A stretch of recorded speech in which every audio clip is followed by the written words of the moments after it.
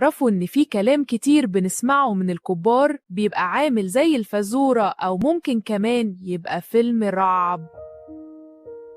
أنا عمر، عقلي بيشتغل بطريقة مميزة، أنا بفكر بالصور، يعني أي كلمة بتقولوها عقلي بيرسمها فوراً. تعالوا أوريكم إيه اللي بيحصل جوه دماغي. لما ماما اتعصبت وقالت هقطعك، هي كانت تقصد إنها زعلانة، بس أنا شفت حاجة تانية خالص. دلوقتي عرفت إن ماما مش معاها مقص، هي بس كانت متعصبة جدا وبتقول كده وخلاص. دي ماما، دي حبيبتي، مش معقول تقطعني يعني. لو ما نزلتش هكسر دماغك. بابا قال هكسر دماغك. أنا حسيت بوجع في راسي قبل ما يلمسني، تخيلت راسي بتتكسر زي اللعبة، خفت أبص في المراية لا ألاقي راسي مش موجودة.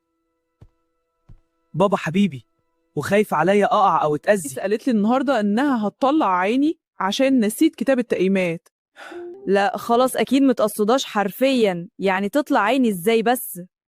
اما انتوا عليكم شوية كلام، والله الواحد تعب بجد.